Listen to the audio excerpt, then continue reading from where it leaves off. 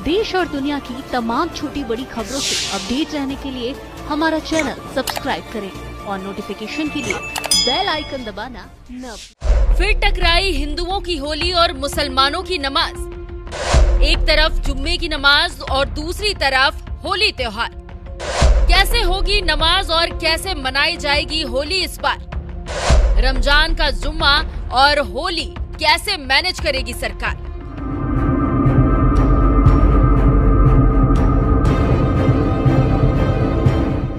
एक वक्त था जब उत्तर प्रदेश में हिंदू कावड़ यात्रा निकालते थे तो सरकार डीजे बैन कर देती थी और शुक्रवार यानी जुम्मे के दिन होली पड़ती थी तो नमाजी मुसलमानों को सहूलियत के लिए होली खेलने का टाइम ही घटा दिया जाता था और कहा जाता था कि सिर्फ 11 बजे तक ही होली खेलनी होगी क्योंकि उसके बाद नमाजियों को जुम्मे की नमाज पढ़नी है।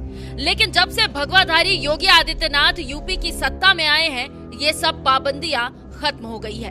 अब तो कावड़ यात्रा में डीजे भी बजता है और होली भी खूब खेली जाती है। याद करिए 2017 के पहले कावड़ यात्रा नहीं निकलने दी जाती थी। जब तक भाजपा की सरकार नहीं थी, कांग्रेस की और अन्य दोनों की सरकारें थी, वे कावड़ यात्रा नहीं चलने देते थे।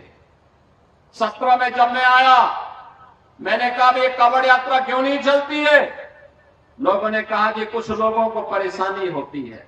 तो मैंने कहा वे अपने घरों में रहे ना, कौन जरूरत है उनको बाहर निकलने की?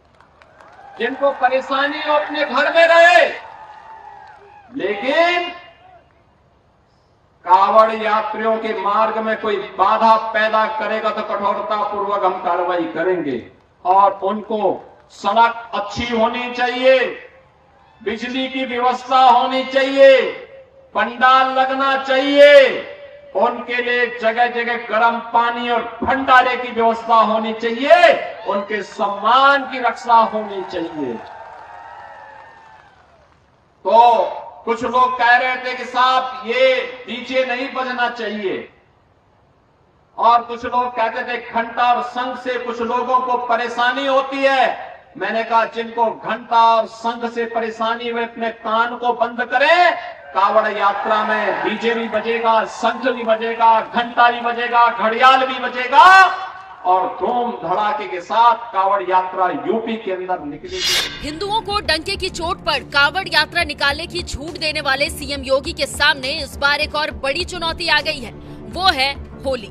क्योंकि इस बार 14 मार्च यानी शुक्रवार को ही हिंदुओं का सबसे बड़ा त्योहार होली है और उसी दिन मुसलमानों के पवित्र रमजान महीने का दूसरा जुम्मा भी, जब बड़ी संख्या में मुस्लिम नमाज पढ़ने के लिए मस्जिदों में जाएंगे और नमाज पढ़ने का वक्त भी दोपहर 12 बजे से शुरू होगा, जब होली का त्योहार अपने पीक पर होगा।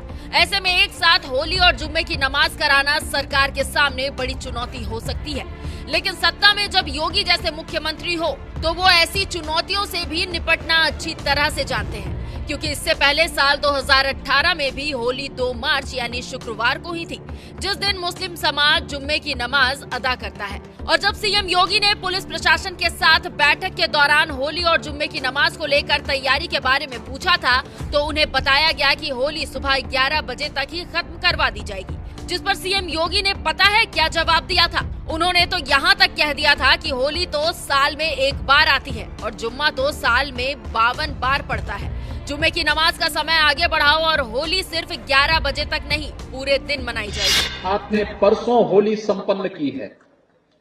होली का पर्व साल में एक बार आता है। होली का पर्व मनाया जाए, कैसे मनाया जाए? लोग कहते थे, लोगों ने कहा साहब जुमा भी है उस दिन। हमने कहा जुमा भी पड़ेगा, होली भी होगा। जब वीडियो कॉन्फ्रेंसिंग होने लग गई मैंने पूछा भी क्या तैयारी है? कहा साहब हम लोग प्रयास करेंगे कि 11 बजे तक होली संपन्न कर दी जाए। हमने कहा साल में एक बार होली पड़ेगी और 11 बजे संपन्न हो जाएगी। साल में 52 बार जुमा पड़ता है तो 2 घंटे का कार्यकाल उसी का आगे बढ़ जाएगा। कोई आवश्यकता नहीं, साल में एक दिन होली मनती है, होली पूरी मनाने दीजिए। सीएम योगी के एक आदेश के बाद पूरे दिन होली मनाई गई तो वहीं मुस्लिम समाज ने भी योगी सरकार का पूरा साथ दिया और नमाज का वक्त 2 घंटे आगे बढ़ा दिया, जिस पर सीएम योगी ने मंच से ही मुस्लिम समाज का भी आभार जताया था। होली पूरी मनेगी, और साथ साथ मुस्लिम मौलवी और धर्मगुरुओं से इस बात की अपील करिए कि जुमे का समय 2 घंटे आगे बढ़ा दें। और मैं धन्यवाद दूंगा उनको कि उन्होंने जुमे की नमाज का समय बढ़ाया और हिंदू भाइयों को पूरी तरह होली खेलने का एक अवसर भी प्राप्त हुआ। साल 2018 में जब होली और जुम्मे की नमाज एक ही दिन पड़ी तो मुस्लिमों ने होली की वजह से नमाज का वक्त 2 घंटे आगे बढ़ा दिया, जिससे हिंदुओं ने होली भी मनाई और मुस्लिमों ने नमाज भी पढ़ी। 7 साल पहले की स्थिति एक बार फिर आ गई है, लेकिन इस बार तो रमजान के महीने में ही जुम्मे की नमाज भी है और होली भी है। ऐसे में होली को देखते हुए एक बार फिर जुम्मे की नमाज का वक्त 2 घंटे आगे बढ़ा दिया गया है, क्योंकि योगी राज में होली मनाने का वक्त तो कम नहीं होगा।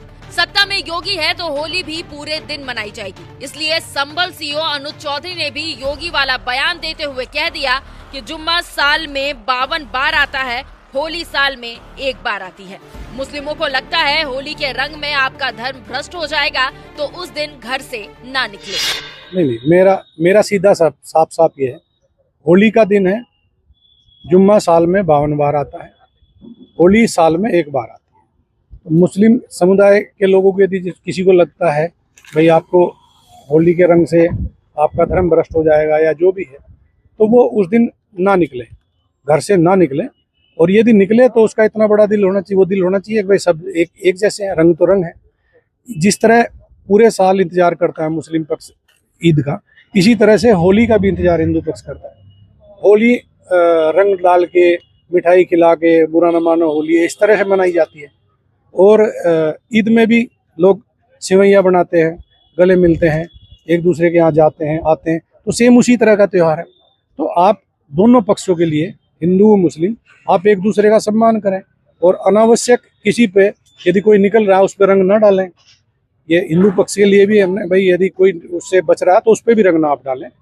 और यदि उस दिन होली का दिन है, सबसे बड़ी बात, वो जिसको लगता है कि रंग का वो बुरा मानेगा, तो उस दिन किसी भी हालत में अपने घर से ना निकले, अपने घर में रहे, एक दिन घर में रहे, तो उसमें शांति भी बनी रहेगी और एक मैसेज भी अच्छा रहेगा।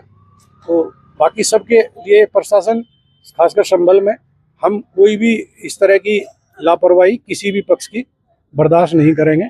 और यदि कोई शांति व्यवस्था भंग करेगा तो उस पर सख्त कार्रवाई होगी, मजबूती से।